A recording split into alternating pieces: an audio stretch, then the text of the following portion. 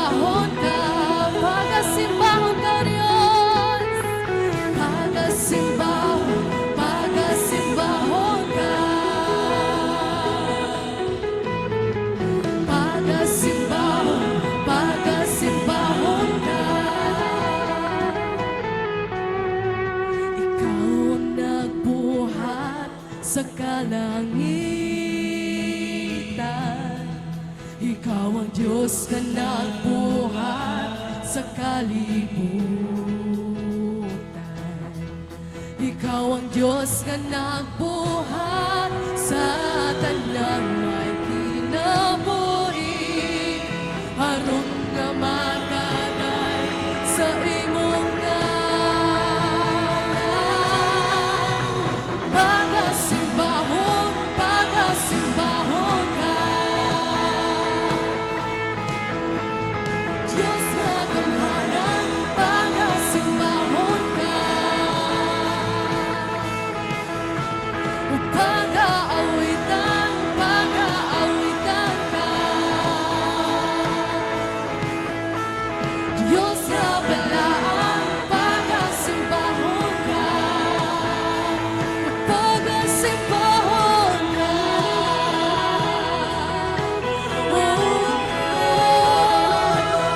Pagasimbahon ka.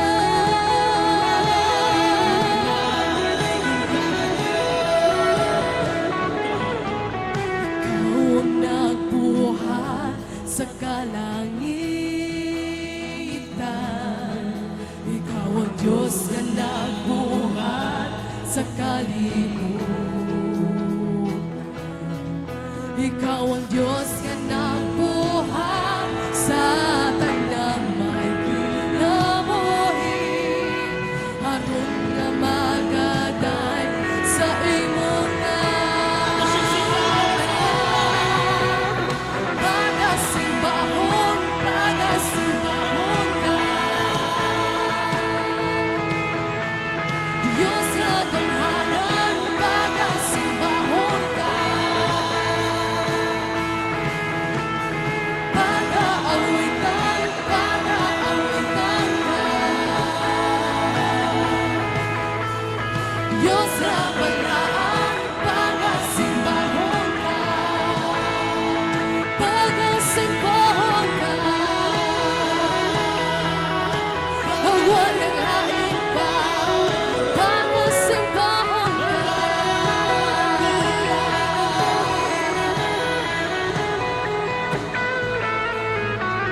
Ikaw ang nagbuhat sa kalangitan. Ikaw ang Diyos na nagbuhat sa kalibutan. Ikaw ang Diyos na nagbuhat sa tanang may kinabuhi. Aron nga magaday sa imong ngalan.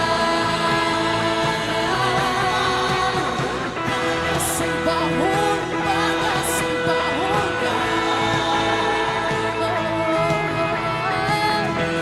Balaan, pagasimbahon ka. Pag-aawitan, pag-aawitan ka. Diyos na balaan, pagasimbahon ka. Pagasimbahon. Pagasimbahon, pagasimbahon ka. Diyos na gamhanan, pagasimbahon ka. Pag-aawitan, pag-aawitan ka. Diyos na balaan, pagasimbahon ka. Pagasimbahon ka.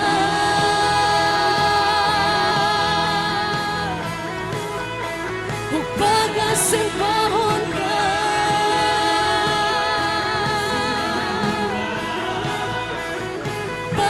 Pagasimbahon ka. Magahari ka, O Diyos, sa kanunay, sa bisan asang dapit, O Diyos. Daigon ka.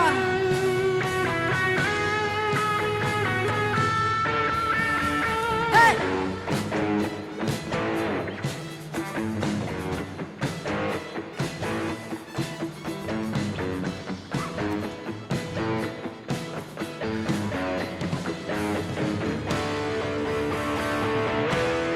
Daigon, daigon ka, O Diyos, makagagahong daigon ka.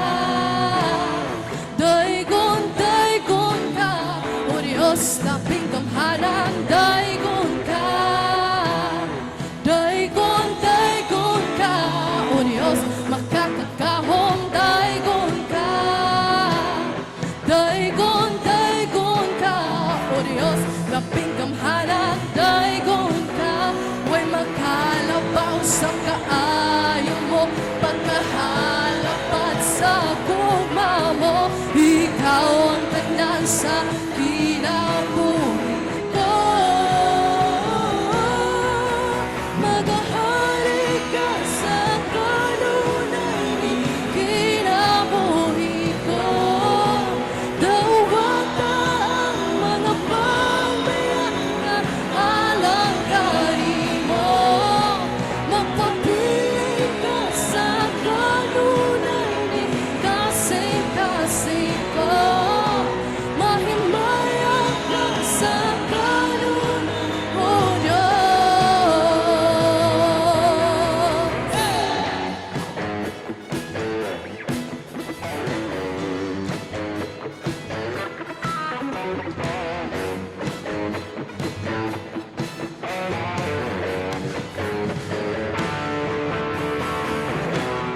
Daigon, daigon ka, O Diyos, magkakataong daigon ka.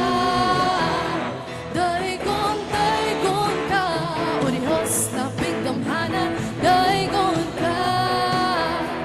Daigon, daigon ka, O Diyos, magkakataong daigon ka. Daigon, daigon ka, O Diyos, labing kamhanan, daigon ka. Huwag makalabaw sa kaayo mo, pagkahalapat sa gugma mo. Ikaw ang tanan sa kinabuhi ko. Maghahari ka sa kanunay ni kinabuhi ko. Dawat ka ang mga pagbayan na alangkari mo. Mapapiling ka sa kanunay ni kasing-kasing ko. Mahimaya ka sa kanunay, O Diyos.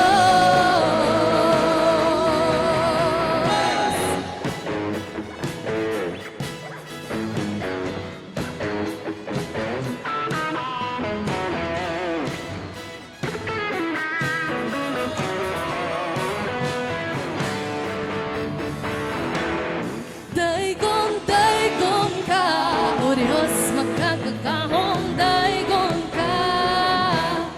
Daigon, daigon ka, O Diyos, labing kamhanan, daigon ka. Daigon, daigon ka, O Diyos, daigon ka. Daigon, daigon ka, O Diyos, labing kamhanan, daigon ka. Huwag makalabaw sa kaayo mo, pagkahalapat sa gugma mo. Ikaw ang tanan sa kinabuhi ko.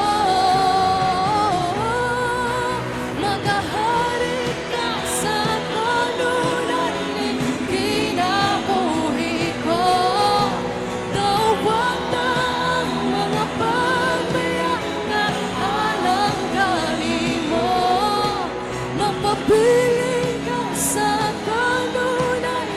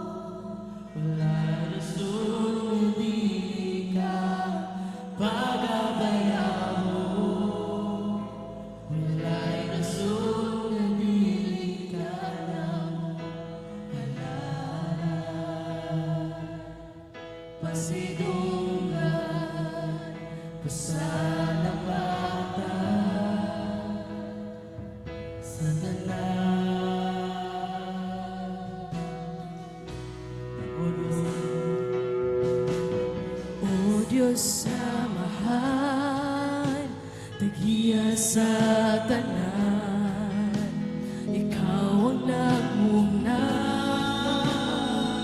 Ni kalibutan sa kadagatan o kalangitan.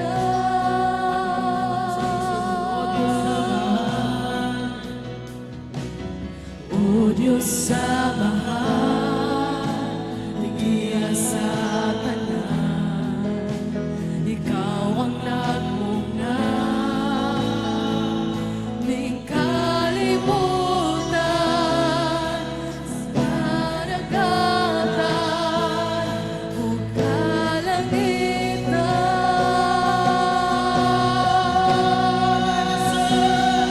Wala'y rason na dili ka na mo simbahon. Wala'y rason na dili ka pagabayabon. Wala'y rason na dili ka na mo halaran. Pasidunggan,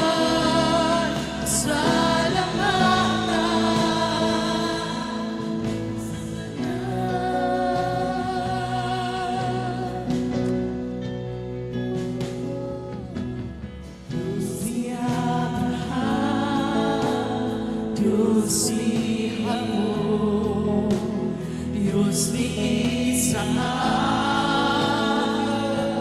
Diyos kadamo, imong katawhan nga nilawan.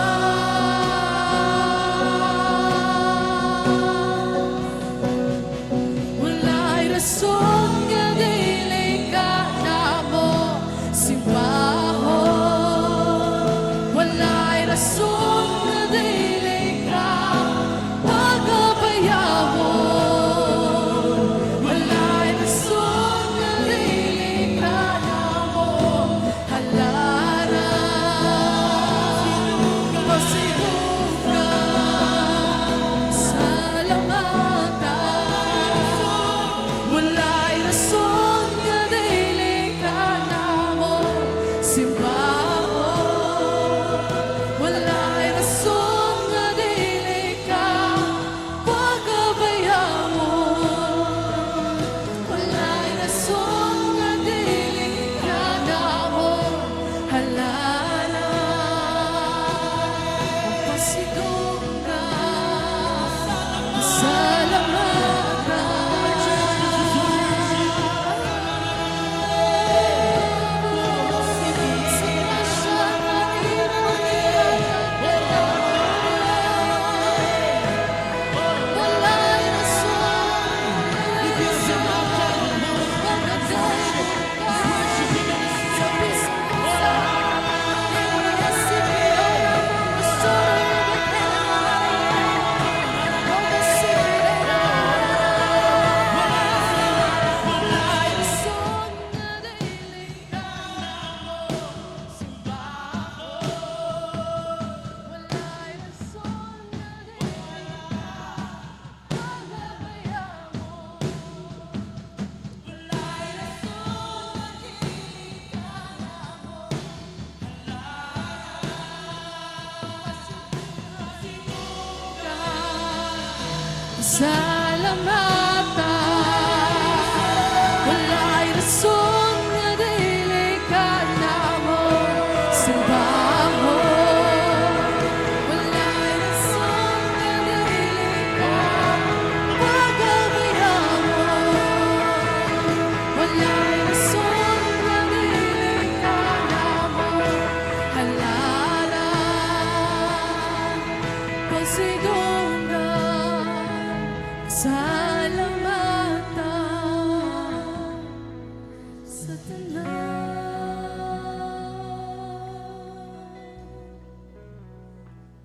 Labing gamhanan, labing balas, labing halandog, simbahon ka. Labing gamhanan, labing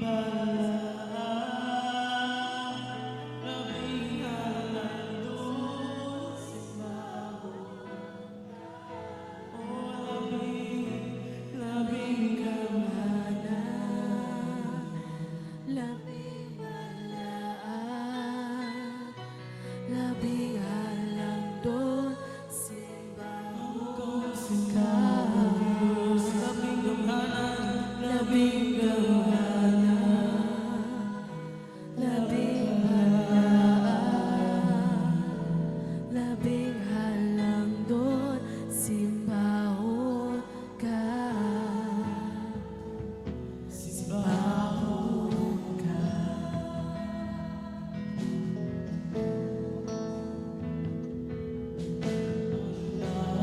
Buhay sa langit kong iyong ikaw ang naghahatid, kang namog gininhawa, ikaw ang nagtubos sa among kalapasan, ug makabalik pagkuha ka namo.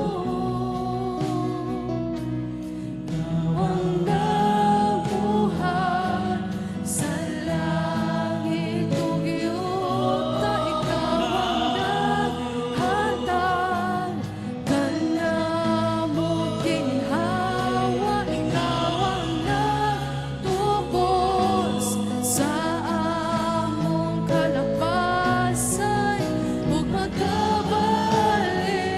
pagkuha ka namo. Labing gamhanan, labing balaan, labing halang doon, simbahon ka. Labing gamhanan, labing balaan, labing halang doon, simbahon ka. Labing gamhanan, labing balaan, labing halang doon, simbahon ka. Labing gamhanan, labing balaan, labing halang doon, simbahon ka. Simbahon ka.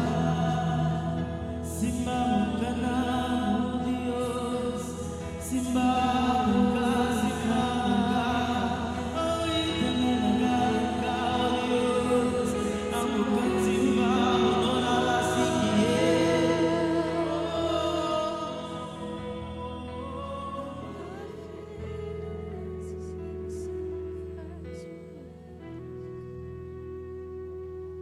Duyan ako sa iyong pagkakos, dala ko sa dapit Bigdiin tuwa ka,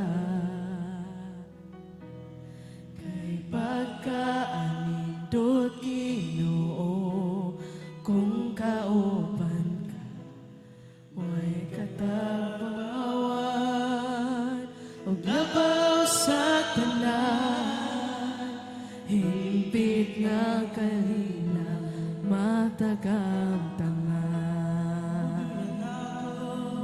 Duya na ako sa imo pagkakon, dahil ako sa dapit tuwa ka,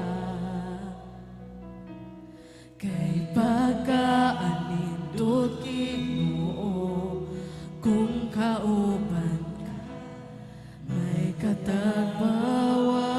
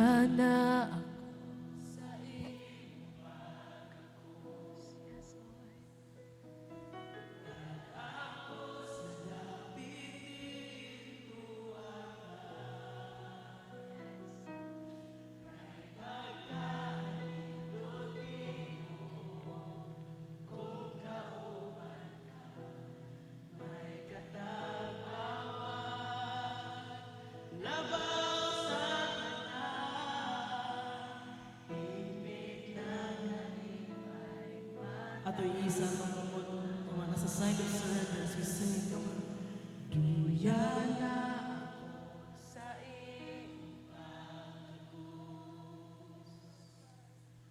Dahil ako sa dapit dito akas, kay pagkaanindugin mo kung kauman ka, may katawang labaw sa tanahipin na nalipat matagal. Come and just lift up your voices and sing a new song to Him. If you have already been baptized in the Spirit, no, this is a time that you worship Him in Spirit. If you have not yet been baptized in the Holy Spirit, just worship Him. Oh, la, la, la, la, la, la, yeah. Come on, lift up your voice, the sweetest sound that God can ever hear from earth. It's the sound of His people calling out to Him. It's the sound. It's the voice of His children worshiping. Oh, la, la, la,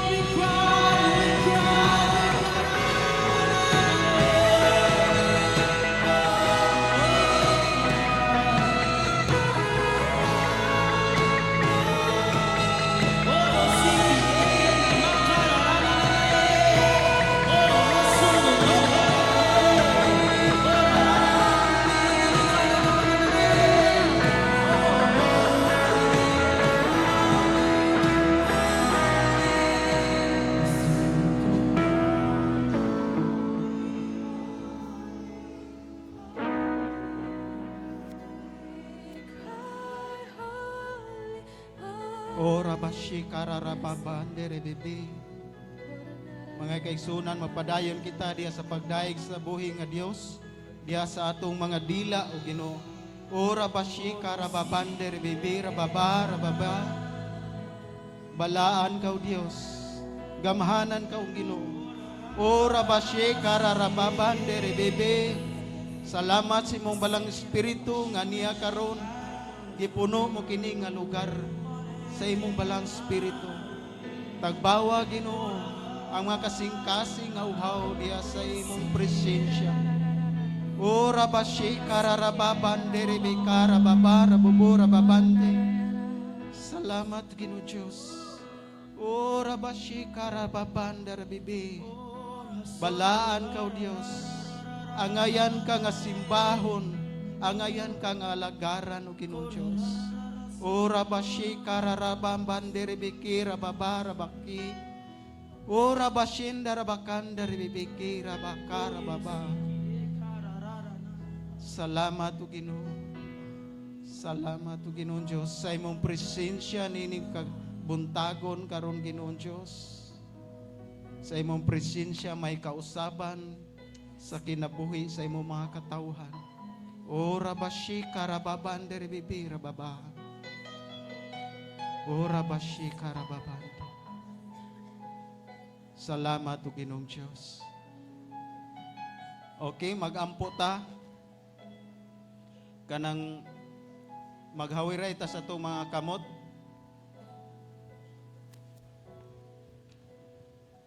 Atong iduol diya sa Diyos, sa buhi nga Diyos, sa amahan nga langit nun.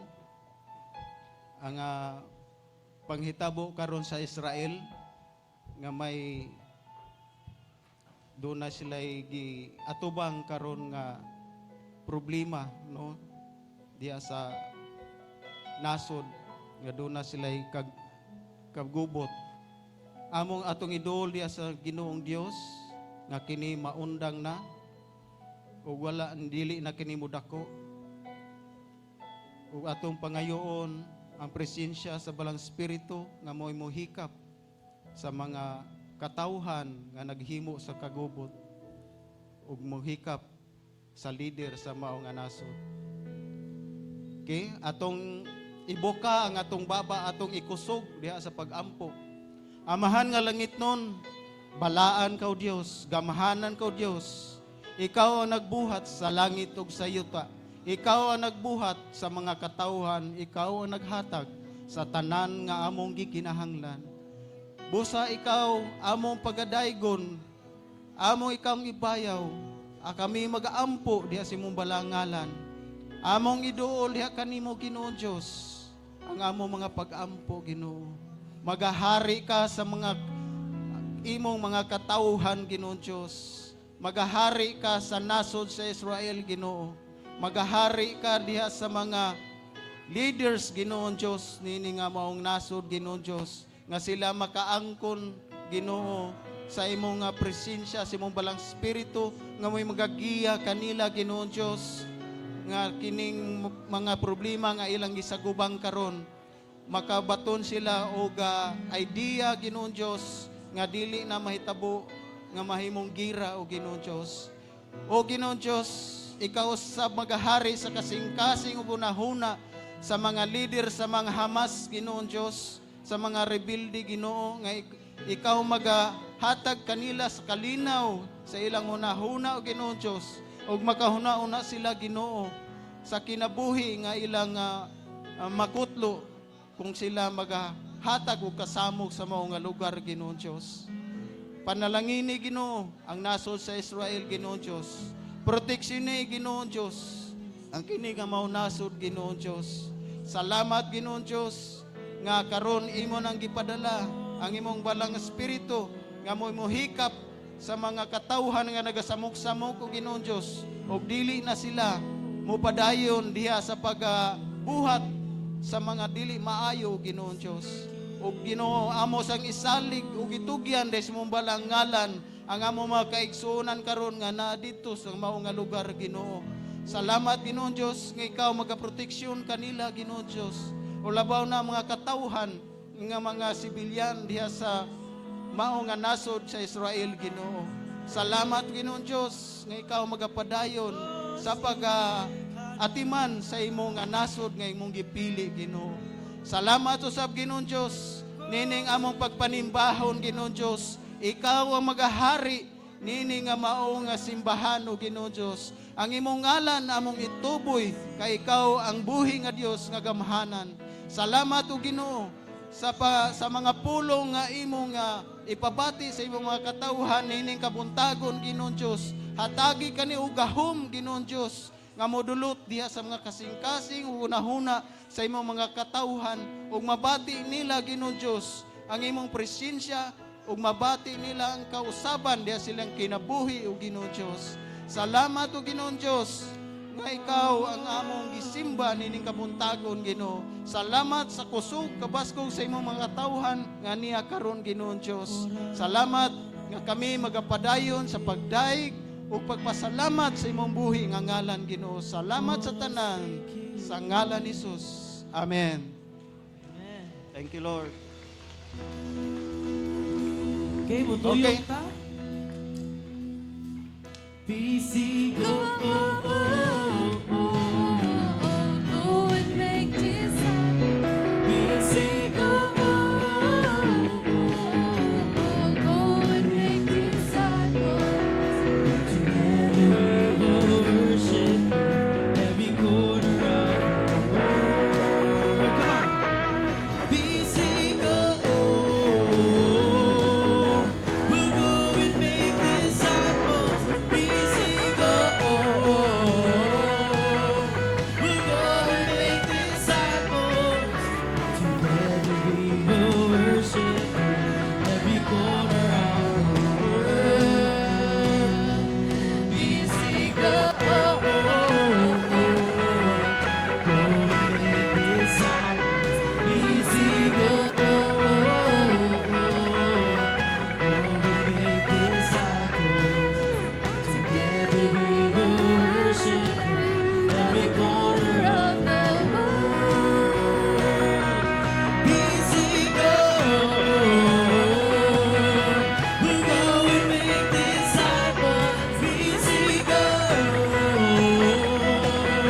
we'll go and make disciples.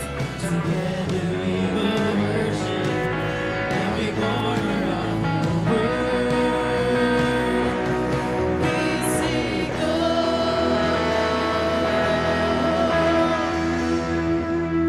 Alright. Good morning, everyone. Agoroy, wala na namin ang Good ako. morning. Good morning, everyone. No, before we sit down, if you see a seat in front of you, move forward. No, and as we go to our testimony time.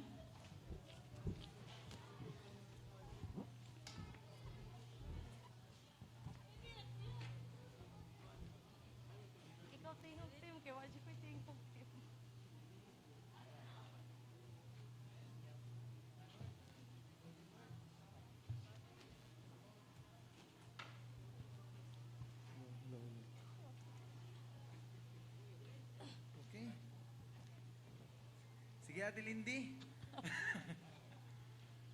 Mayong buntag sa tanan, andam na bata mo hatag no sa kadaugan nga gibuhat sa Amen. to ang maayong Dios sa tibok na tong kinabuhi no throughout the month, the last time that we saw each other. Okay.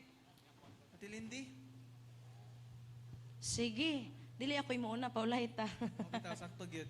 So kinsa man no, naay mga kadaugan karon last week, last month. All right. Mauna ko kay lisod ko nung maguna. Para maimbitahan sila ba? Para madasig. So, pasalamat ko sa Ginoo no nga sa hingpit kayuhan sa akong asawa kay atong niyaging mga buwan kanang nagsimtog sakit iyan tiyan unya ningon tong doktor nga among giatuan kay endoscopy kuno siya og colonoscopy. Nya may magbarato pating mahala. Unya mo na nga ni konsulta mi sa pinakamaayo nga doktor mao ang Ginoo. Unya gihatagan mi og tambal nga pinasad kamaayo mao ang prayer. Anyaro gi pangayo nga pagtuo. So salamat sa Ginoo sa kayo sa asawa. Unya ikaduha na akong pasalamatan sa akong big group kay nilakang na gyud sa pagpanudlo. Ano? Salamat sa Ginoo sa Brother Ramil. Nitudlo na gyud sa among big group.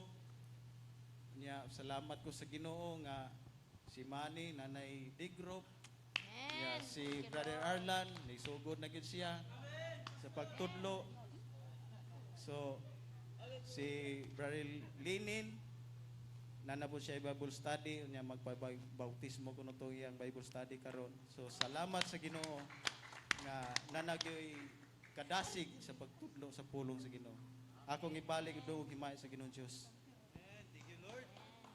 Maayong buntag sa tanan, ako lang pasalamatan ang buhay na nga Diyos kay akong anak naghilantan siya og ubo ba mga moabot nag 1 week. Unya nagpray, nagampo ra gyud ko nga dili iso ko magpa-check up uy kay mahal ka yung pa-check up. Kasi nagampo pag yun ko 1 week.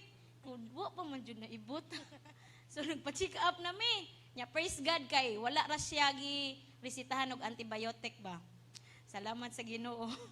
Kay kanang naulian na siya karon nya naka-appeal na siya og practice sa dance kay nag-goal last week wala ka practice. Salamat sa buhi na Dios nga siya ra gyud ang nagkuan. Salig lang na nato Lord. Thank you Lord. Amen.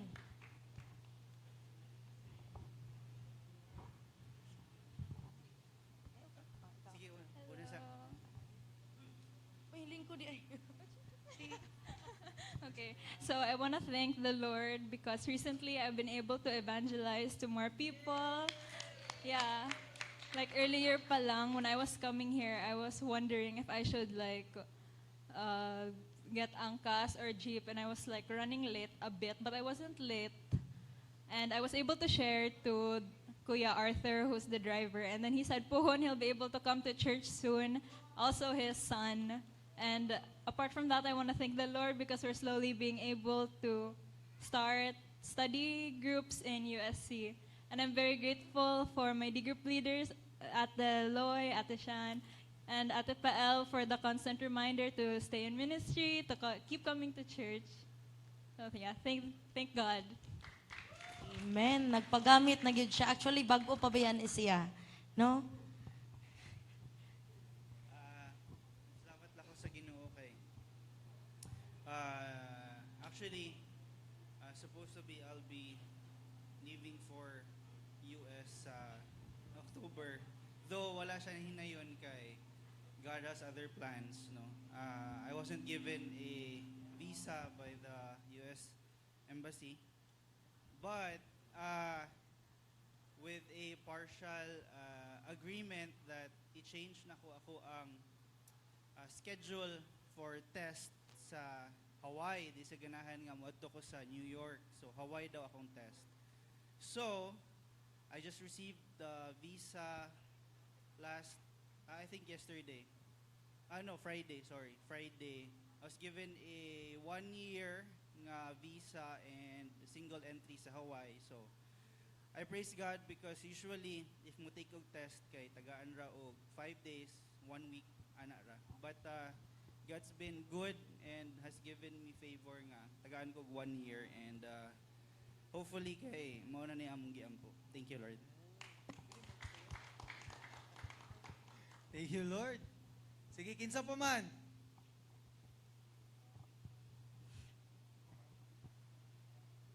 Manawag dyan ko. Okay, tara. Yes, good morning. Una nagpasalamat ko sa tanan lo, naata sa naagita diri sa simbahan every day. So, wag gyud tay rason nga di gyud ta mo simba, di gyud ta magdaig niya. Pero ako sa akong experience every time nga wari ko sa simbahan, minsan sinsilyo na lang sa akong pitaka pero praise God. Muhatag yun siya sa imuhang mga tinguha. Basta ikaw nga, kinasing unahon gud nimo ang Ginoo sa tanan. Kay ihatag ra gud niya, kuhaon na gud niya ang tanang kuanim ang gusto niya. Imo yung maka-achieve jud ka sa imong una-una. Ampo lang jud pirmi, unaha gyud ang Ginoo. Wala tay atrasan, mao ra gyud ako masulti, padayon lang. Thank you Lord. special mention, oh. Good morning, everyone. So magpasalamat ko sa Ginoo nga katong after nga miabot si Pastor Chanel from US. So by Thursday nga while nag-worship mi nga kanang sakit kaayo akong diri pero ako lang giko nga Lord, what's unsay kuan ani sa ako abani o somebody nga kuan. So may manifest siya pag Thursday na napalo-upan siya pag Friday. So pero ako jud gikuan ang healing kay since na-test na gyud ako nga, even nga kanang during the time nga sa worship ko nga, basta mahilantan ko, mo attend jud ko during the worship, as long nga makastand ko, kay during sa worship, maayo jud ka na, kung init imong lawas, bubuan jud ka sa Holy Spirit, which is nga, manormal ra gyud ang imong temperature. So akong nakuan jud nga, God, grabe ang manifest nga kanang, makaingon ko, Lord, there's something jud nga kanang, i-build gyud ako nga either sa kuha or somebody nga kato nga healing nga iyang ipaabot. So I praised and thanked the Lord. Then, salamat sa increase sa akong giving. So I praised and thanked the Lord nga sa akong pag-increase sa akong offering. So God will provide. Salamat sa Ginoo. Amen. Sige. Kisa pa man. Oh, power. Thank you, Lord. No? Good morning. I just want to give all the glory and praises to God kay kanang it's a blessing nga wala po nadayon si AJ kay na may gipahilo na si Lord for this season na balhin na mo si JD sa may nga school, and then after I was transferred back sa akong trabaho gyud as property manager. So I want to thank you the Lord kay nabalik gyud ang income gyud nako sa una. And then more pa actually akong sweldo kay sa akong trabaho sa una gyud pag first kay gi-give up man ako kay tungod nang negosyo mi, pero gibalik ra gyud ni Lord a double portion pag gyud sa iyang kuan kanang kaysa sa una. So pasalamat ko sa Ginoo kay kabaw gyud siya pag-abot September lisod-lisod na gyud. Pero amazing kay si Lord kay iyang gihanay tanan niya naa pa si AJ, and then gi-move lang gyud ang schedule sa paglarga po ni AJ. So giplaster ra gyud niya tanan niya, mas nakabalo siya sa tanan gyud, iya gyud ihatag ang best. So I give back all the glory and praises to him. In God's time. All right. So naadyo ko nakita nga very familiar face. So adyo pabor-pabor. Kuya Mark Madaza.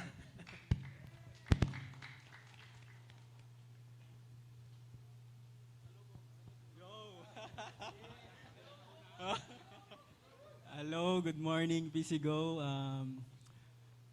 It's really good to be back here in this house. Diri minitobo. Yes, duwer diri na sa damong family.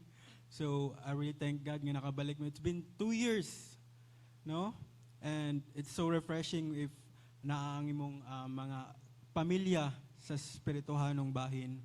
And then I really thank God kay nasa akong family from UK, nagdungan me. And also, I would like to thank God sa celebration nga nahitabo gapon sa akong mama. Na-surprise siya kay gato siya di kumabot pero niabot ko. Pero ang mata na-surprise. And then I give out all the glory and praises to our Lord. Amen. Thank you.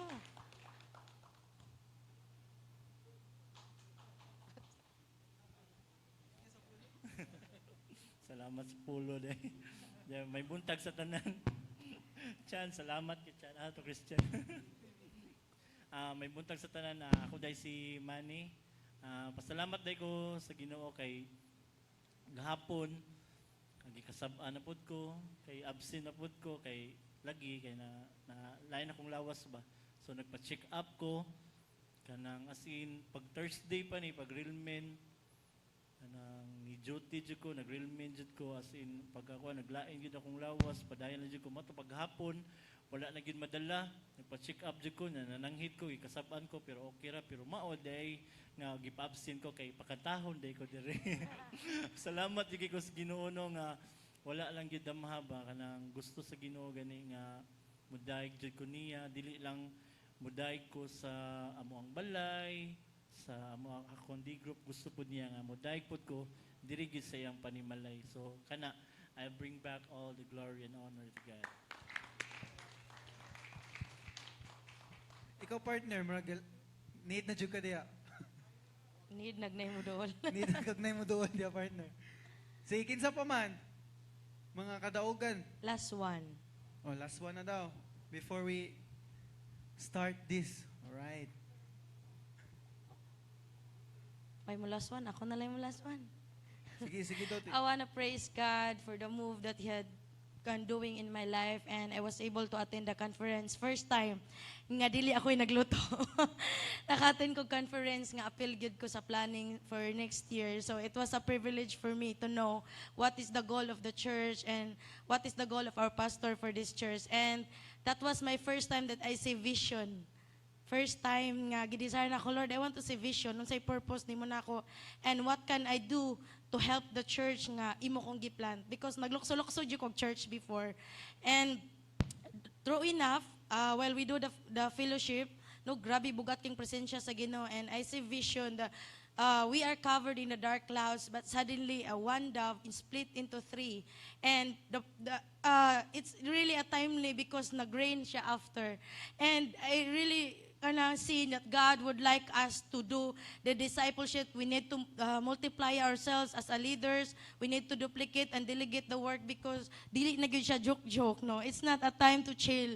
Kailangan na gyud ta mulihok magtinabangay para sa kingdom ni God. And it's my first time gyud nga nakita jud nako, wow, amazingly. And we experienced a lot of deliverance dito, because I expect nga when I attended there, kanang asisra, and then inanara children.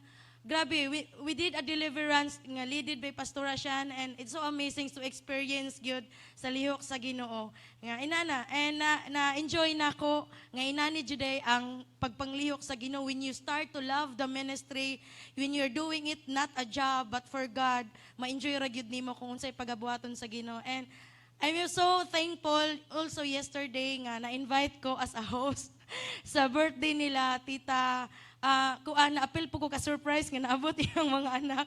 No? So, it was a privilege for us also to share the goodness of God to all the people nga aming attend.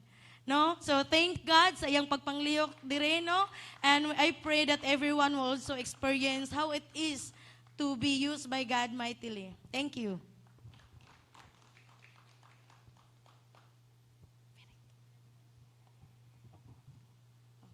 Well, we are right? Okay, thank you sa ato mga testimony, no? I'm happy to see ni Brother Mark, Pastor Mark nga balik, no? So, again, I am Ryan Miro in behalf of first gen ni Pastor, ni Bishop Centino, no? So, in behalf, I'll be sharing the blessing point. So, nagkatawa lang ko sa blessing point, nakalimot. Pag-abot na ko diri, pagkadungog na ko sa kanta, karon ako kay numdum ba, Bisaya man day, English man akong giandam.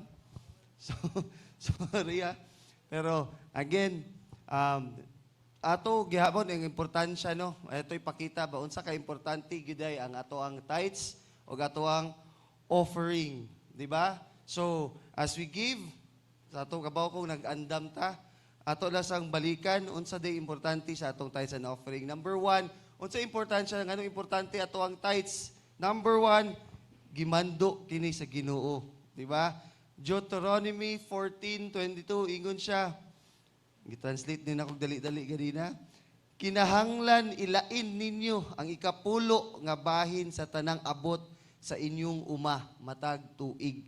So, dili lang di ay nino, istorya-istorya lang nato, dili lang ni kanang mando lang sa naa dire, but kini mando sa Ginoo sa atoa. Nga kita muhatag ato ang ikapulo. So, kabaw ko kita lahi-lahi man tawag income, lahi-lahi gigikanan atong income na isa trabaho, na isa negosyo, na ay uban siguro sa allowance pa, di ba?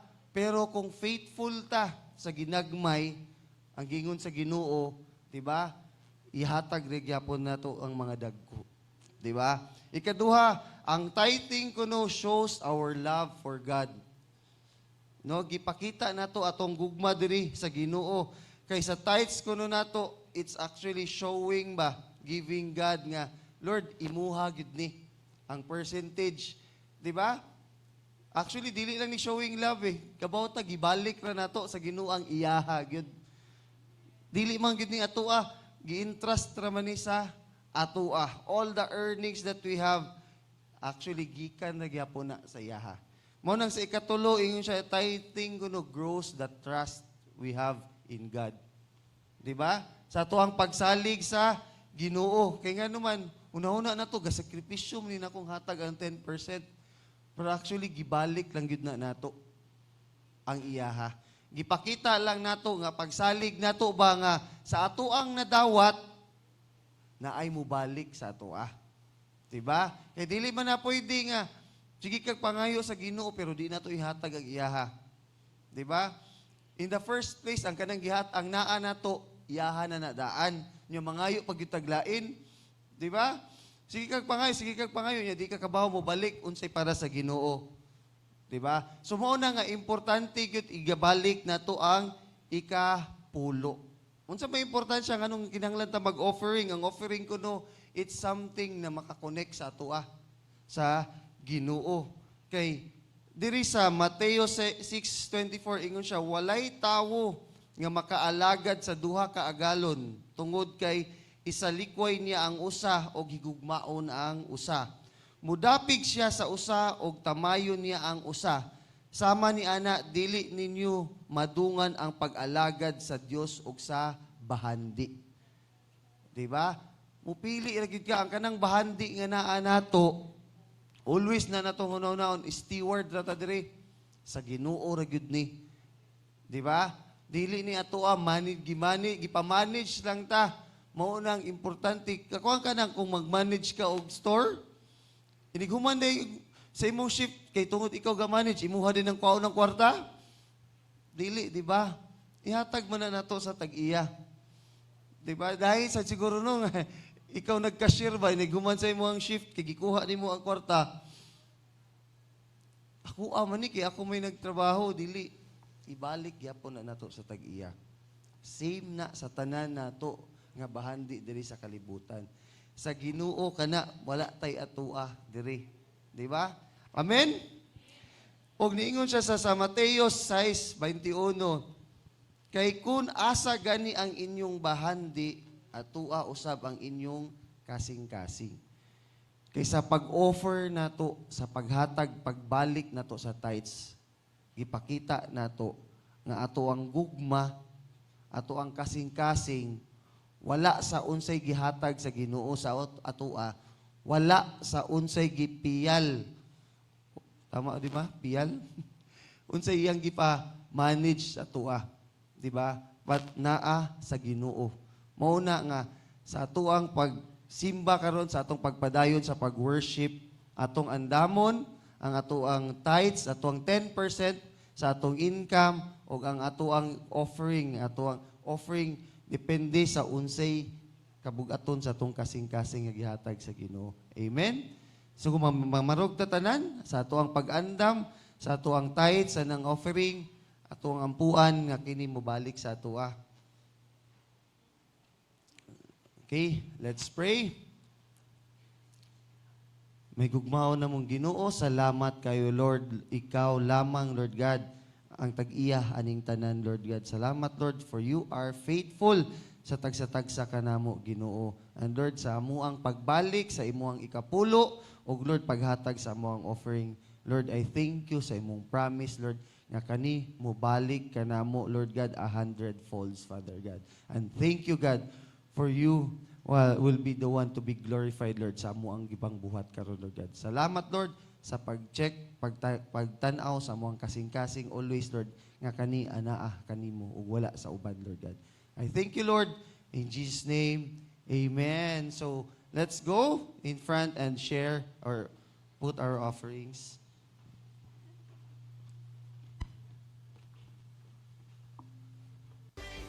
It's now time to give back to the Lord. If you are online, you may send your tithes and offering via bank transfer.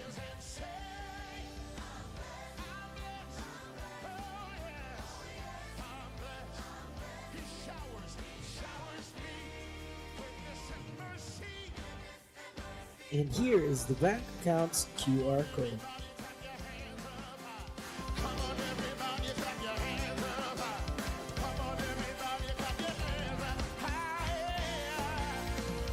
If you are on site, there will be ushers waiting for you. Remember, every believer is a disciple maker.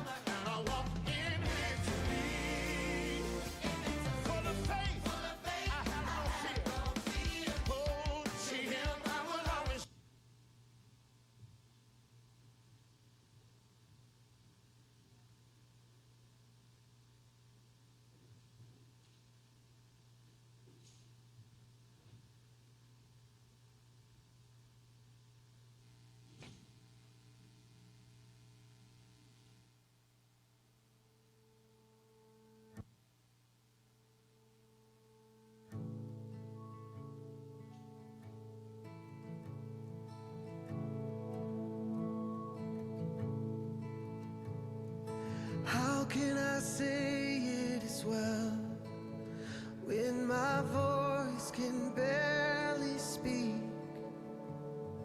How can I sing you a song in the midst of such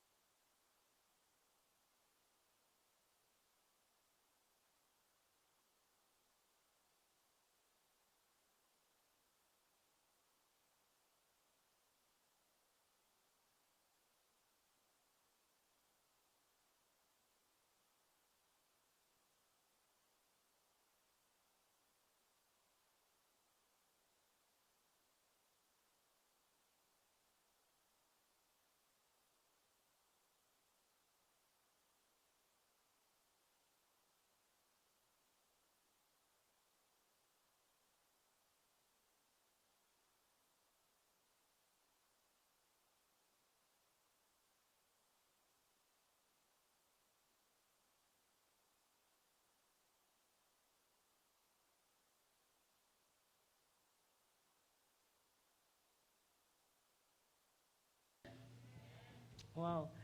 So today I have the honor and the privilege to be like my father, no, to be the one to share to you the gospel. Before, yan na. All right. Before we begin, I would just like to acknowledge all of our balikbayans. No, kung sige, Bisaya service ni no? Sorry na. You know, I've just been in the States for 2 weeks.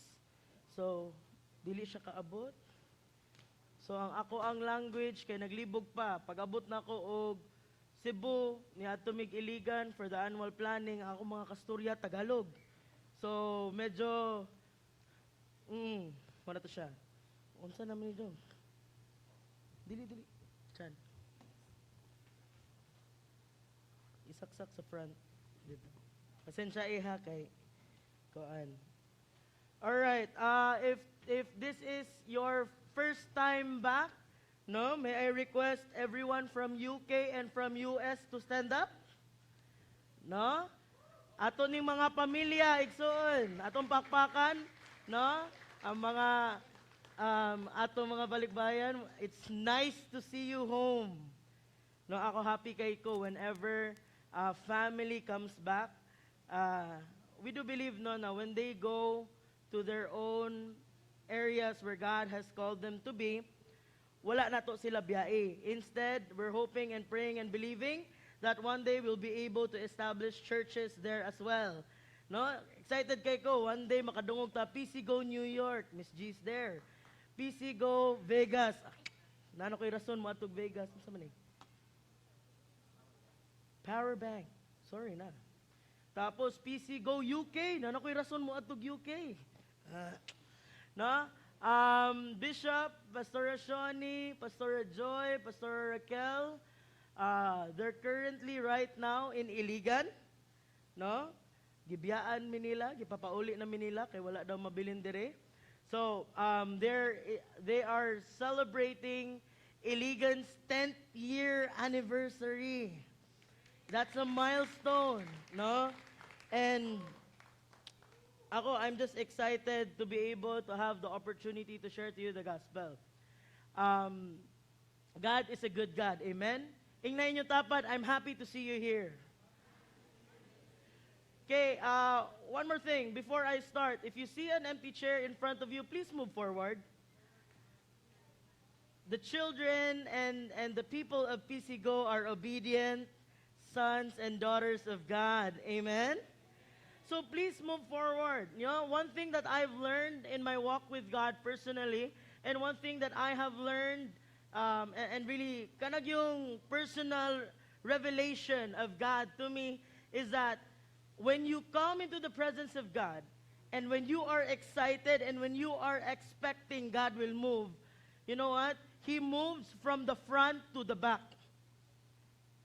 Dili na siya kuan igsoon na pareha sa surround sound system na at all places, at all areas sa kuan, the same ang level of anointing ni Lord. Lahi na siya.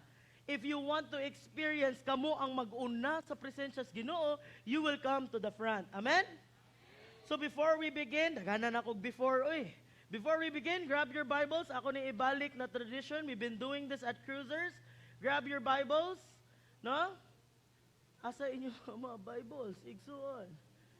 Silpon, pastor ako. Kuroy. Grab your Bibles. Lahir agad. I know no na convenient ang Bible sa phone.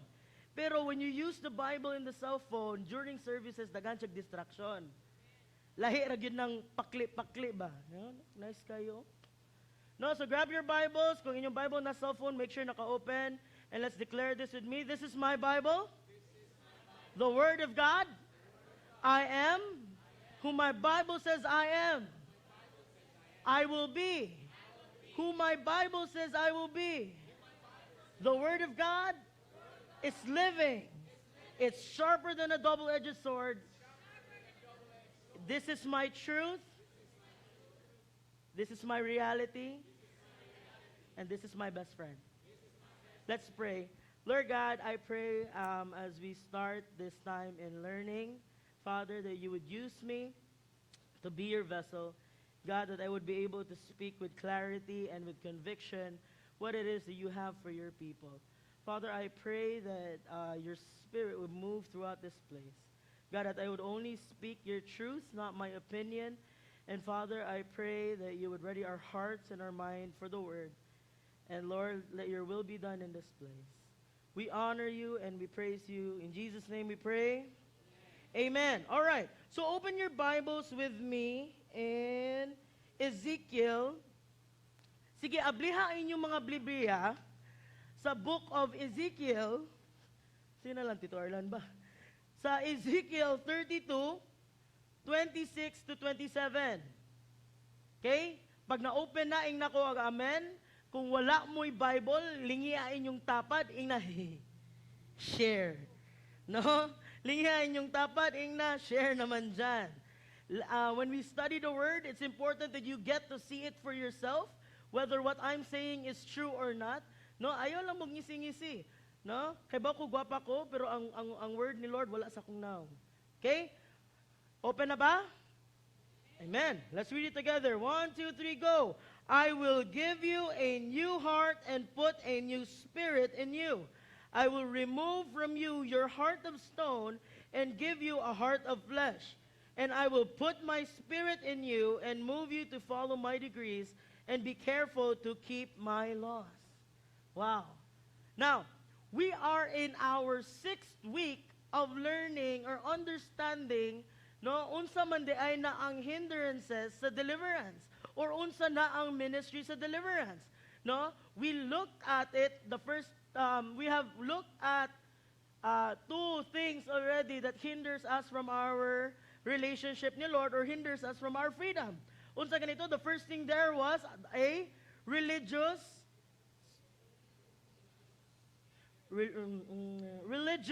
spirit. The second thing that Bishop has talked to us and really taught us about, it was about the issue of legalism. No, let me just make this clear. When you move and when you operate and when you understand and when you talk with a religious spirit and with a legalist spirit, no, you are killing the move of the Holy Spirit. Nga naman, when you are just religious and legalist about your relationship with God, there is no truth to it. It's just religion. Amen? Now, the thing that we're going to talk about today is actually a very sensitive topic. Kay if maigo ka ani, and then your heart is not in the right place, moingon jud ka nagpadungog-dungog ko. Pero I hope and pray that you really open your heart and mind to what God has in store for you. Nga naman, the thing that we are going to be talking about today is lukewarmness. Aguroy. Ingnan yung tapad, lukewarmness. Kay bo mo unsa ng lukewarmness? It's that you are not hot or you are not cold. Naara ka sa tunga. No, and so many times, the Bible has spoken so harshly, like legit na harshly, about being lukewarm. No, understand that the greatest challenge, or one of the greatest challenge we have right now in the church, is being lukewarm. Daghan kay mga tao, ganahan mo anig simbahan, kutob lang Domingo. Ang ilang definition sa ilang relationship ni Lord, pag-anhi lang sa simbahan, mulingkod lang, samtang muwali ang pastor, matulog sila, ga-Shopee sila, ga-Lazada sila, ga-Facebook sila, ga-Messenger, ga-Instagram, ga-Snapchat, ginana sila. Ikaw man, ana, paggawas nila, they think na they're filled with the Holy Spirit, na maging sila naminaw. And I want you to understand na yes, the church in the Bible, no, is the word church is translated in English from the word ecclesia, right? But did you know that the Greek word is called, it's from the word skaleo with the prefix of ek, which means the called out ones, the called ones. You see, we are not just a temple of the Holy Spirit, but God has a purpose and a plan for our life. Tingnan nyo tapad, purpose and plan. Ana, gitna, no? We will be interacting with each other because I want you to really get a hold of this, no? God has a purpose and a plan. Now, understand that the English word church, no, it does not mean just a building of God or just a place where God's presence reside, but this means, or when we take it from the word kuriakon, it means people who are dedicated to the Lord. People who are what? People who are what? Dedicated to the Lord, no? So, if this is the case, then we have already been won by Jesus Christ. Amen? Kita tanan okay ra ba na konyo ra gyud ang akong okay ra? Nahihirapan ako sa kalisod. But you know what? Because of what Jesus Christ has done on the cross, we have already been won and our old lives have already been gone. Amen? No?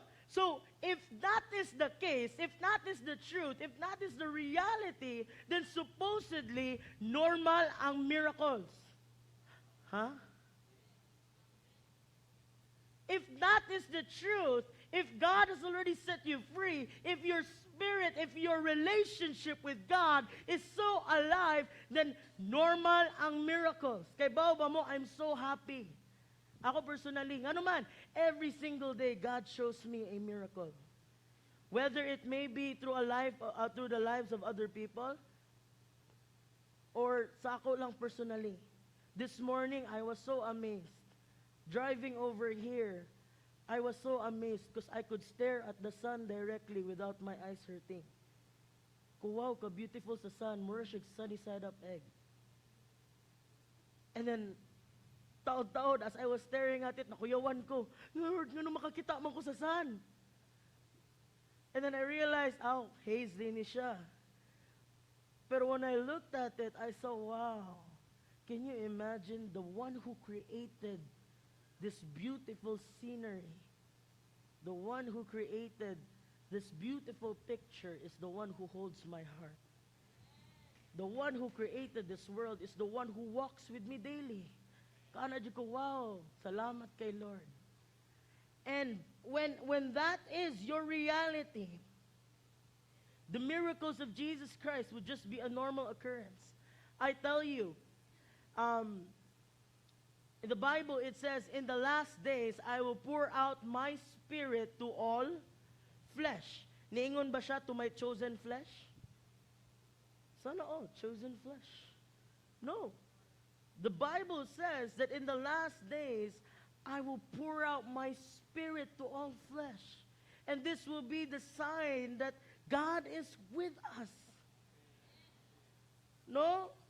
Pero the problem of the church, no, this is why there has been great movements of deliverance. There has been great movements of the Holy Spirit right now because God wants to wake up a sleeping church. The problem of these people, the problem of this generation is they have a relationship with God that they are not personally attached to. Kasabot mo siya pasabot ato? For example, we have Facebook. Who has Facebook? Wala may Facebook? Sige. Kami na lang mga bata magstorya. We have Facebook. Now let me tell you, let me ask you, how many percent dira sa tanan nimo friends kailag yun nimo personally? Percent. You know, I think, a lot of friends. I did not count, but I have a lot of friends on Facebook of which I do not know personally. Ang uban ana nila kana bitaw, in case you did not know, char. Kana bitaw basin kailan nimo mga suggested friends lang, friends of friends. And sometimes, no, when we are not careful, that can be the same way your relationship with God is. You have a quote-unquote relationship with God, but it does not affect you personally. When God moves, ikaw kigana ra ka. Ang mga tao tanan kay gobi nangahilak na napuno na sa spirit, but you're just unsa ka kusudan karong lunch? Napaon ka to na akong electric pan sa kong kwarto ganina. Gutom naman na siguro kape sa gawas. I mean, you remain unattached to what God does. And, no, I tell you, coming to church is not enough. Coming to church is not enough. If you base your relationship with God on your attendance on church, that is not enough. Nga naman, what about your Monday to Saturday? What about your quiet times? What about your one-on-one times with God? Ano man may one-on-one time ni Lord eh? Kano sa man? Kana nag-CR ko. Yung sa mo kung CR ka, nag-Facebook Reels, nag-Netflix. No, we are lacking, this generation is lacking that personal touch from God. And because wala na ang personal touch ni Lord, because we have not encountered it, we have not experienced it, or maybe because wala na nato give value, mawala ang joy sa atong relationship with Him. Sa una, wala pa nagsugod ang service, ikaw ang pinakauna maabot sa church. Nga naman, excited ko sa presence ni Lord. When I was in the States, I thank God kay He really, dili to siya laag igsuon. When I went to the States, my purpose to go there was ministry. Legit jud siya, ang akong nalaagan lang kay Costco. Lami kay lang cheesecake, katurog yun. For everything else was ministry. And I had the opportunity of talking with people who got saved during the 1940s, 1930s. Ang kantsa sa mga guwang kay pag uli na ako, naadaw ko ma forever. So ano ba kitag forever dito? Puro man mga 90-year-old akong kaila. But I thank God that He showed me a different type of love and relationship with God. Imagine na, they were talking about the 1940s, 50s as if it was yesterday. And when they would talk about their relationship with God, they would talk about, wow, grabe. Nakakita ko og old lady that when she would speak about God, mag-ambak-ambak siya. Dili siya black, but she was like dancing around and she was laughing, and I was like, wow, Lord, I want to be like that. When I reach that age, I want to be like that. I want to be running around for God. I want to be speaking greatly about God. I don't want to be just a seat warmer. Amen? Now may tissue there.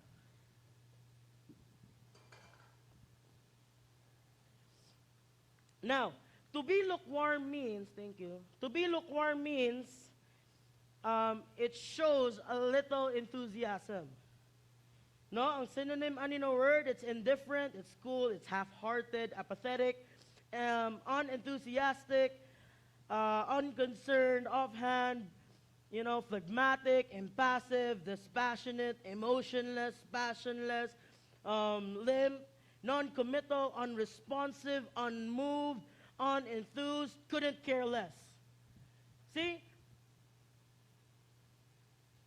When you are lukewarm, kung imo lang i-change ang term na lukewarm, ang synonym niya, you could just care less about the things of God. So today we will continue to go deeper, no?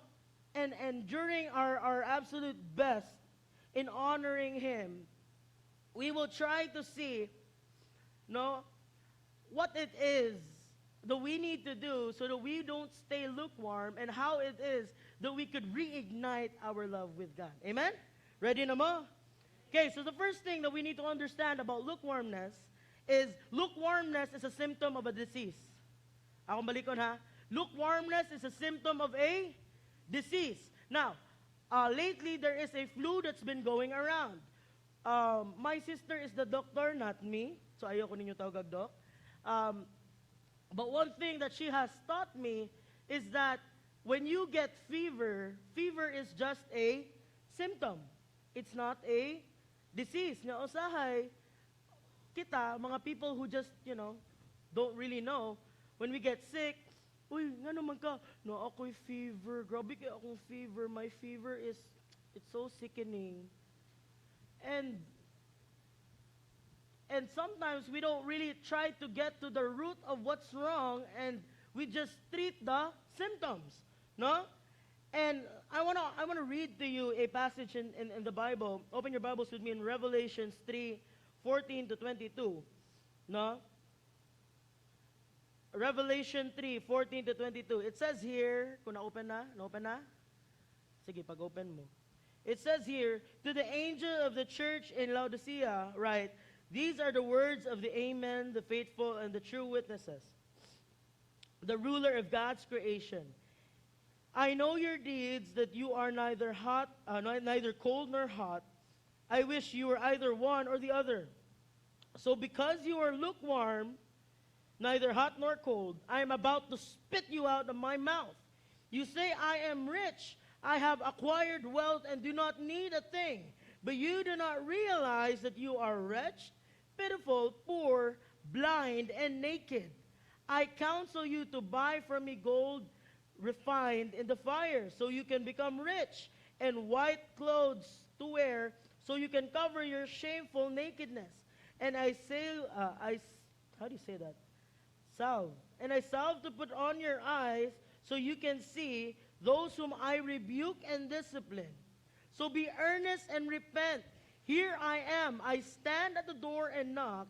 If anyone hears my voice and opens the door, I will come in and eat with that person, and they with me. To the one who is victorious, I will give them the right to sit with me on my throne, just as I was victorious and sat down with my Father on his throne. Whoever has ears, let them hear what the Spirit says to the churches. I want you to understand this is a warning from God. We are the modern Laodicean church. Ing na imutapad, kita na. Pero after today, di na ako. Amen? Sabot lang ta. No? We are, or most of us right now, are living in the modern Laodicean church. No, and I want you to understand, yes, maybe sa una, when you received Jesus Christ in your heart, you were so on fire that you brought so many people to the acknowledgement in who Jesus Christ was. And you were so on fire with God that you were able to, go house to house, open up your businesses for God, open up even your cars for God. And anak kayo. Pero one day, nawala siya tanan. I want you to understand that your faith, your faith is actually, or your relationship with God, your faith was not hindered by the persecutions. Kaya ba mo nga, if persecutions was the only reason why you stopped doing what you were doing, if you look at it in the Bible, Apostle Paul spoke so many times about persecution and about living in persecution. And if you just really studied your Bible and lived through persecution, kaya you say persecution ang naka-push back ninyo. If that is the only reason, I don't think na you would be where you are right now. Kaya ba mo nga, Apostle Paul always says there is joy in persecution. Most of the people I have been talking to lately are very persecuted people. Pero grabe ang joy. Grabe ang heart nila for God. They would always be smiling. They would just always be saying, praise God, glory to God. Katong conference na I was able to join in US, tanan old people, they greeted me like this. Glory to God. How are you, my sister? I was like, okay ra. The next person would say, praise God. I'm happy to see you here. What's your name?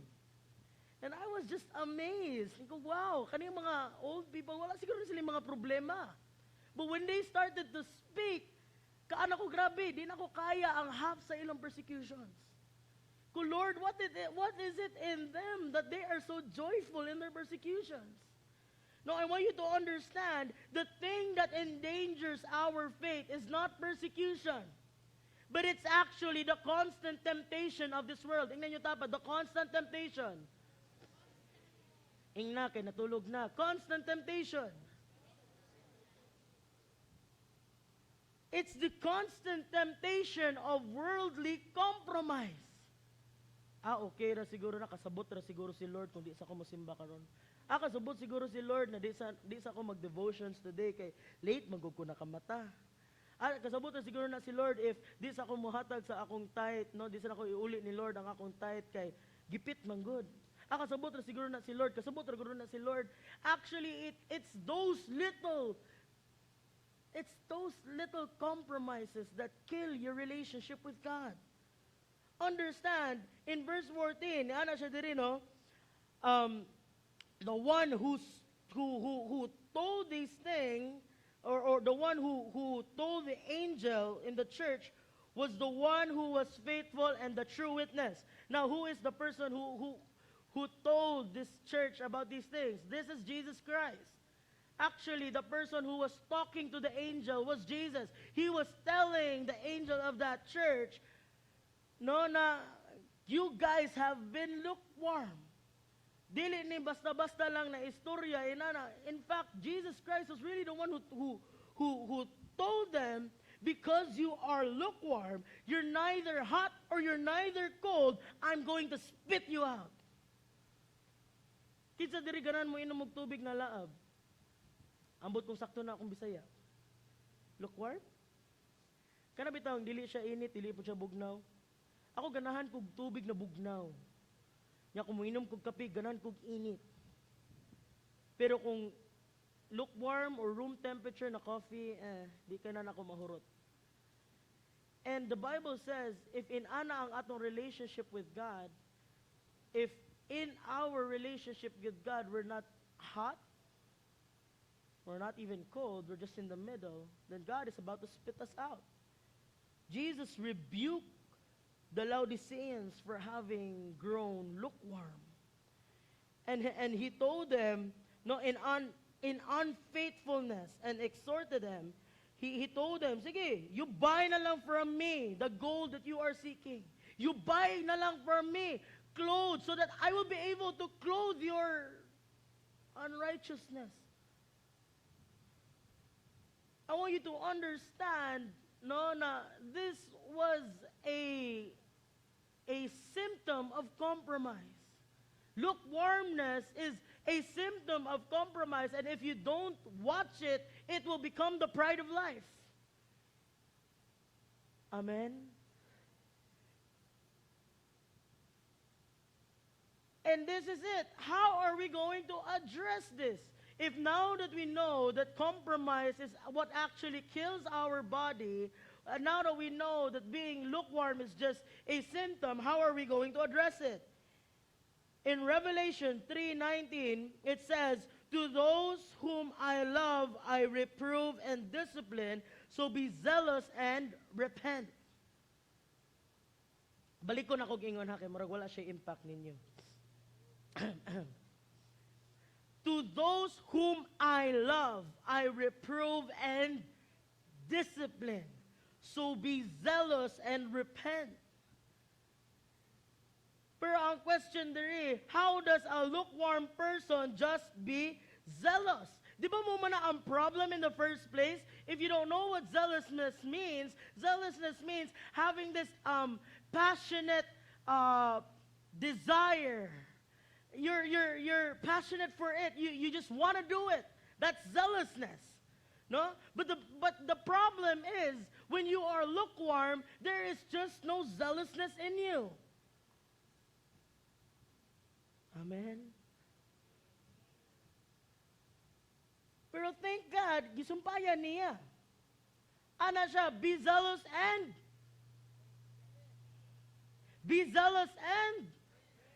balik ko na ako, be zealous and repent. See, we need to learn to repent. When we acknowledge our failures, ayaw ninyo laina ang tao na ni-correct ninyo. No? Kuan lang, side note. When someone comes to you and tells you something that you need to improve on, you tell them thank you. Ayaw laina. Ang problema sa kadaghanang Pilipino, kay kung ingnan sila na, Sister, baga ra kayo imong kilay. Ala, kalain ni sister. Ala, lain na jud kayo. Di jud ko modula na niya. Ari na jud ko. Nga naman, kung panipsa na lang din mo ang imong pagkilay, basin yun baga yun ay charcoal imong gigamit, giana lang nimo. No, the problem is we have a struggle admitting our failures. We have a struggle admitting that this is our problem. And understand, if you continue to walk in the same problems that you struggled with and you do not decide to change, nothing will ever happen. You will just continue to struggle with it. Nga naman, wa man kay gibuhat to change. Someone has already told you about it. Someone has already warned you about it. But you refuse to listen. So what will happen is God will be the one to correct you. And when God, maabot na siya na time na si Lord na yun mismo ang mo-correct, sakit na igsuon. So what do we need to do? We need to repent. Don't wait for an emotional encounter. Kana yung grabe ka high sa music, grabe ka kuan, grabe ka kanang, sometimes no, sometimes usahay. Di kay ko ganahan maminaw og mga altar calls na borderline condemning. What do I mean? I am in the body ministry and I have experienced a lot of worship teams, kanang worship encounters, mga nana, and there are great ones, but there are some na murag medyo kuan po. Nga naman, what do I mean by borderline condemning? Mo ana namgud sila. Hilak sa Ginoo igsoon kay kamo, wa mo'y ayo. Uy, sumgi sila. Balik ni Lord kay ikaw murderer ka. Hello. Judger, oy. You don't need the worship leader or you don't need people to be screaming that at you. You need to learn to admit your failures. You need to learn to evaluate yourself with sober judgment, and you need to learn to see where it is that you are lacking and you decide to grow on it. Amen? No, it's not staying, it's not just being who you are. No, you know what? Usahay, pag muingon ganita na, kibaw mo no, the first step is admitting your failure and then you move forward. Ang uban pod, kutubra mo admit. Kibaw na lagi ko, initon ko ulo. Unya, wala, init ko ulo. Hala ha? Change. Di ma ko mausab. Buhuwat ra ko na ang Ginoo na may mabubuo, guys. Pwede din na. Admit your failure and take a step towards change. Amen? No? We need to learn to take one step and then the other and then another and then another. You know, when it comes to repenting, a lot of us, our problem is really we don't know what to do when we repent. We don't know what to do after we repent. We don't know what to do 2 days after we repent. Kung ang imong sala kay namakak ka, nirepent ko, giingnan ko na dili na ko dapat mamakak usob. Paggawas nimo, diingnan ka, na ako'y kiki, imong gitubag, wala.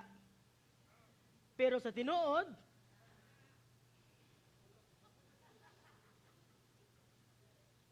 unsa man ang igsoon, is that repentance? No.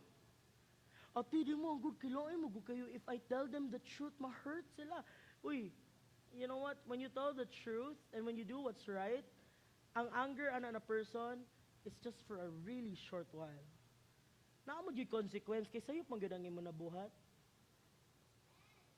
Pero when you cover up your sin with another sin, dira na magka-problema ang tanan. Amen?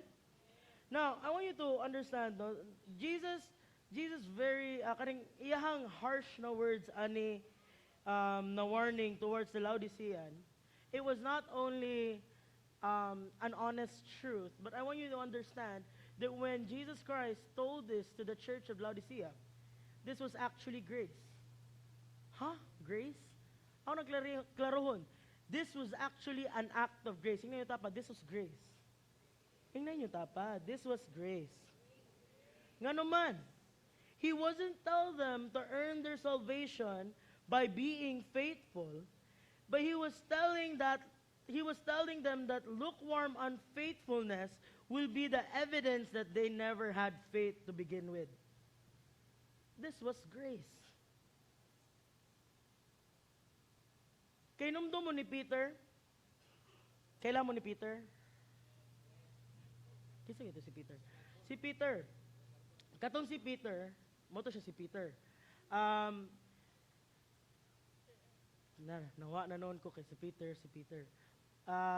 He told Jesus that wherever you would go, muna siya the night that Jesus was betrayed, he told Jesus, no matter where, no matter when, I will follow you. No matter what, I will follow you. What did Jesus tell him? Mind you, by this time tomorrow, when the rooster crows, you would have denied me 3 times. No? You would have denied me 3 times. And while he was running away, do you think the first time he denied Jesus Christ, he realized? No. Nidagan siya. Di ba kuhan maka? Dili. Di ba kuhan maka? Dili. Lain kay ka, dili. Sunod-sunod naman ko. Pagkabot sa katulo, oy, di ba ikaw, disipulo? Dili lagi. And then he only realized when? When the rooster crowed.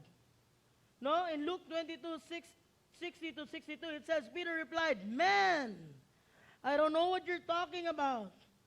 And just as he was speaking, the rooster crowed. Then the Lord turned and looked straight at Peter. Grabe. Then Peter remembered the word of the Lord that he spoke to him. Before the rooster crows today, you will disown me 3 times. And then he went out and wept bitterly. You see, you need to have this, Bishop wrote here, aha moment. Aha, mudi na. Pero ako, I call it with my sister, a moment of brilliance. It's a moment of understanding and revelation that, ay, kasala di ko. No, we need to learn, no, to value that aha moment kay kana imuhang lukewarmness ang gibutang diri. Funny kay actually ang pagkasuwat ni Bishop. He said it's a spiritual cancer. No? When you realize that you are having this, this cancer moment, God gave him the treatment. When you realize what your issue with, personally with God, then you can begin to grow. Amen? No? And na siya, na this was actually grace towards them. And how do you change? No? You attack this with fierce fidelity. It means you remain faithful, or to remain faithful is not merely a struggle, but it's actually a war in the spirit. Akong balikon. To remain faithful to God is not merely a struggle, but it's a war. To be faithful to God, to your spouse, to your children, to the church, to your vocation, it requires that every single day we fight against the indwelling sin in our lives that presses us to compromise. We have to fight, no? We have to learn to say no to these little compromises. Ano ba ang Proverbs? A little sleep and a little slumber, and then poverty will come upon you like a thief in the night. In the same thing, when your devotional life decreases, your spiritual life dies. Ako nang balikon. When your personal one-on-one time with God dies or decreases, nagka-lessen, your spiritual life is about to die. You have to learn to fight against compromises. Kill them. Fight the good fight of faith. Ayok padala. Amen? Di man good. Lingaw man good ang kuan good. Lingaw man good ang inani. Lingaw man good ang inana. Oh, lingaw siya for a moment and for a season. But when the time is come, when the time will come, paninglan ka anak ni Lord. Sigarilyo kagamay, sigarilyo dako. Next thing you know, your lungs are fried. I lost my grandparents side ni Daddy because of akong lolo because he loves to drink. Akong lola, she did not smoke, but because of what my lolo did, she died young. No? One day, balikan ra ka ana. Paninglan ka ana. Karon lingaw pa. Karon, you morning the night. Samot na sa mga youth, sige, ayaw magdulog. Pag-abot ninyo sa klase, yung si may tabo. Duka. Common, duka-dukaon. Pangutana, kumusta inyong studies? Ate, struggle kaayo. Tilisod kaayo. Wala yung ko'y time management. Gano'n mo makita time management? Wala man siya tulog. Gano'n mo siya tulog? Sige mo siya ka Facebook. Dito yung group study. Estaryahe. No? Little compromises later on will kill you. The same concept regard na with your spiritual life. Di lang sa kumuhatag sa kong tithe, di lang sa kumuso, di lang sa kumukan. One day, you will be in want. One day, the Lord will come back at you and magkalisod ka and you will say, Lord, nga nung nagkalisod man ko, hiwa na si Lord. Sure ka, waka kay bao? Lord, giuna mantika. Nga nung nagkainani man akong kinabuhi. Manang Lord, sure ko waka kay bao. That, basin sa imo ng paghatag. Basin, nag-compromise na kaani. Basin, no, do not be won over by your compromises. Instead, fight the good fight of faith by fighting fiercely. In 1 Timothy 6:12, it says, fight the good fight of faith, take hold of the eternal life to which you were called when you made your good confession in the presence of many witnesses. I want you to understand that repentance becomes a holy habit to someone who continues their fight in the faith. Kasabot man ko nakita tanan, we are not perfect. One way or another, we're bound to fail, to fall, and really, makalimot na usahin ni Lord and Ana. And that is a normal thing until we die because we are still in the flesh. Ang atong fight with the flesh and the spirit, it's continuous every single day. There will always be that push and pull. Pero ang question here is, what is stronger in your life? Is it your spiritual life or your fleshly life? What is stronger in the matter of your conscience? Is it to do what is right in front of God, or is it to please the people around you? You see, whatever you emphasize and you grow and you feed, that will be the superior entity in your life. If you continue to read your Bible, deny yourself, take up your cross, follow Jesus Christ, then one day your fleshly nature will become a second nature. Meaning, dili na kaganahan mo buhat sa mga butang na imong binuhatan sa una. Normal na sa imo na mo praise ni Lord. Normal na sa imo na mo battle spiritually. Normal na sa imo mo walk with the Holy Spirit. Normal na sa imo to do what is right.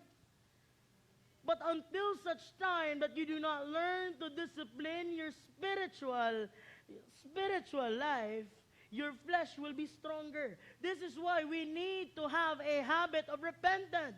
Pero hindi siya ingon na, mo repent ka, balikon nimo, mo repent ka, balikon nimo. I want you to understand that in the ministry of deliverance, no, there is a difference between repentance and renouncing. When you repent, there is a change in your mind. When you repent, you are telling them, I am never doing this again. I admit that I did this and I will never do it again. But when you renounce, you're just saying, I'm cutting you off. I'm going away from you. I'm not going to do you again, but maybe, I don't know, tomorrow we'll see. That's the difference between renouncing and repentance. No, repentance is a total change in the mind. So when you just say sorry and don't put action to it, that's not repentance. That's a joke. Joke, joke, joke. And that's not how we should live our lives. Amen? No, in Genesis 4:7, it says here, if you do what is right, will you not be accepted? But if you do not do what is right, sin is crouching at your door because it desires to have you, but you must rule over it. Simple jud kaayo. We need to cultivate the skill of taking control of our thoughts. We need to learn to deny ourselves daily. We need to learn to really say no to the enemy. Amen? When you do what is right, you will be accepted. Klaro kayong gingon sa Bible. But when you don't do what is right, who is at your door? Sin. When you do not do what is right, sin is crouching at your door and it will desire to have you. In 2 Corinthians 10:5, it says, we demolish arguments and every pretension that sets itself against the knowledge of God. And we take captive every thought to make it obedient to Christ. In your thanksgiving, thank God for the grace of his hard words. In kindness, in your thanksgiving, thank God for the grace of his hard words, that in kindness it will lead you to repentance. Amen? James 4:7, it says, submit yourselves then to God, resist the devil, and he will flee from you. Okay? So you need to learn to resist. Now, so if inana ang repentance, what is God's expectation to us? The I. Alright? I'll make this quick. Nanawag si Bishop. Yes, Bishop. What is God's expectation of us? Okay. Hi, Dad. Thank you for listening. What is God's expectation to us? Una, you must be attached to the vine. Inayutapan, attached to the vine. In John 15:4, it says, remain in me and I in you. The evidence shows that you are right now unattached. So how do you fight this? You attach yourself to the vine. Okay? You need to learn to really spend time in your daily devotions, spend time in your quiet time with God. You really need to know who God is personally. No, you need to take time in prayer and talk to him. Your daily communion with God, right now, maybe it's not existing, but you can start today. It's as easy as talking to him. Lord, I'm struggling with this. Please help me. It's as easy as that. No? And I need you to take a good look at your relationship with God and put importance to it. In every aspect of your life. Dili lang one part, but every aspect of your life, i-appeal ninyo si Lord. Sa inyong money-making, i-appeal ninyo si Lord. Sa inyong family, i-appeal ninyo si Lord. Sa inyong friendship, i-appeal ninyo si Lord. Sa inyong pagkaon in town, ayaw ninyo kalimti si Lord. I-appeal ninyo si Lord. Amen. And then the second thing that we need to do is we need to decide. And I will be ending with this thought, no? So una, you need to remain connected to the vine, the value of your personal relationship. The second thing that you need to do is you need to decide. Decide on what? You need to decide to commit your life back to God. Ingnan nyo tapat, balik na igsoon. Ingna, balik na sa inyong kainit sa Ginoo igsoon. Taas ato eh. You need to learn to decide, commit your life back to God. Do something with your life that God will be pleased. Do something in your life that God will be pleased. It's a decision, no? It's really going to be something that you will decide to do. Make God's desire your desire. John 14:15. If you love me, you will obey or you will keep my commands. So aside from deciding to commit your life back to God, you have to decide to be discipled. Dali ra gyud kay ni. Decide to be discipled.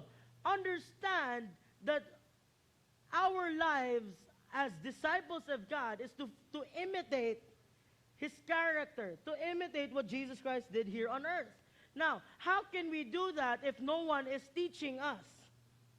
As human as we are really frail and we're bound to sin. So we need to be accountable to someone. Someone needs to be able to tell us, hey, nisubra na ka. Hey, kailangan ka mo atras. Hey, kailangan ka mo mata, kay natulog na ka.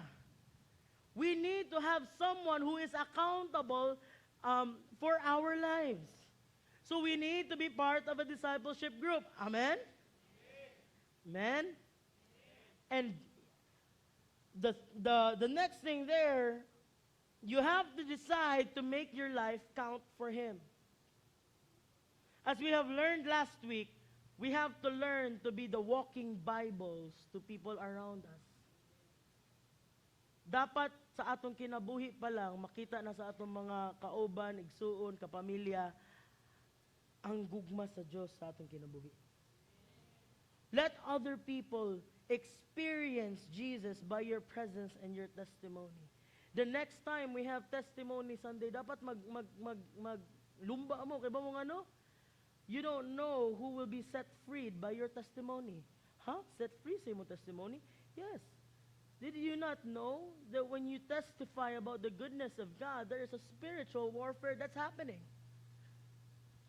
Someone in this congregation needed to hear what God did in your life so that they could claim that God would do it in their lives as well.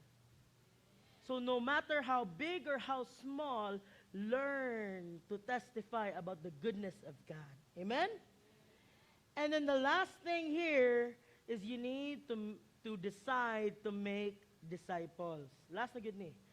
Lead to decide to make disciples. Matthew 28:19-20. Therefore, go and make disciples of all nations, baptizing them in the name of the Father and of the Son and the Holy Spirit, and teaching them to obey everything I have commanded you. And surely I am with you always to the very end of age. Now, understand, what did God say? Did God say wait for a disciple? No. Did God say pray for a disciple? Did God, what did God say? He said, go and make. So there is an action that you need to participate in. You need to stand up and you need to go. Dili pwede nagahuwat ra mo na naay first timer diri sa church na inyo nang ilugan. No. Dapat kamo ang gadala sa inyong friends. Kamo ang nag-share sa gospel in your workplaces, in your mga in wherever you go and in whoever you speak to. You have to go and make a disciple. No, it means that we start from a sinner that knows nothing about the Lord and our God, and we teach them about these things. Amen? No? We have to learn to decide to adapt to the new culture that when you are in Christ, you are a disciple of Christ. We have to learn to adapt to this new culture that as we have been redeemed, set free, forgiven, Jesus Christ is living in us, and we can actually go and make disciples. We can actually do what is right, and we can actually be on fire for God. Amen? Amen. Nakahinay. Nakahinay yun. 2 Timothy 2:15, it says here, do your best to present yourself. Nawa akong notes. Okay. To present yourself to God as one approved, a workman who does not need to be ashamed, and who correctly handles the word of truth. You need to learn.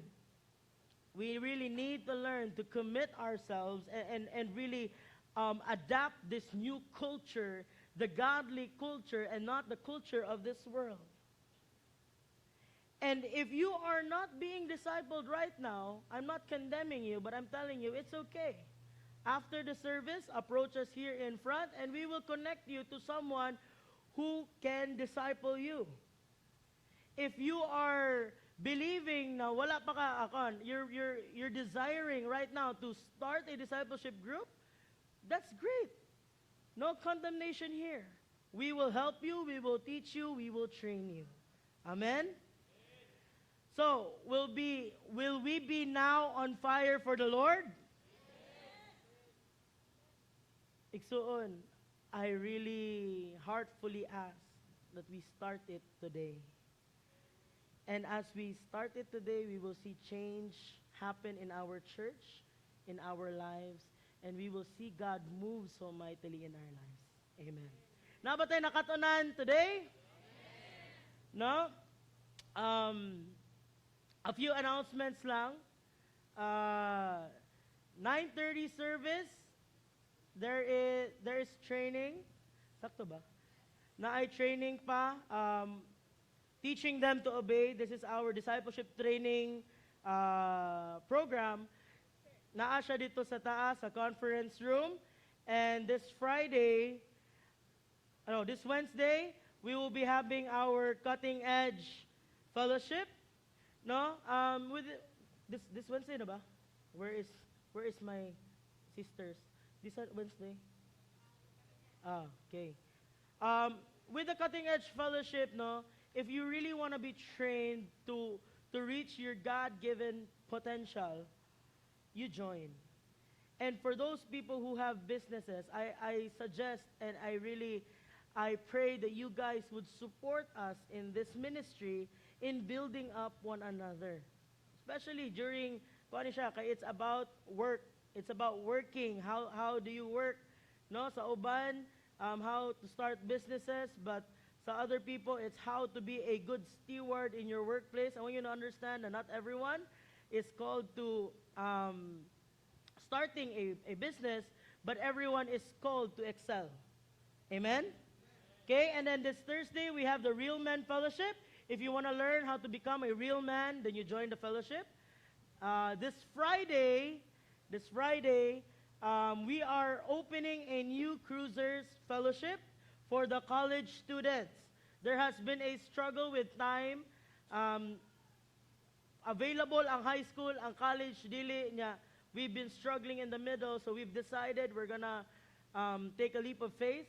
And this Friday, we are going to be opening Cruisers for college students. And Cruisers on Saturdays will now be Cruisers for high school students. So we want to thank God, and we're believing that the harvest will be plentiful. Amen? No? Naapa ba ko'y na-miss?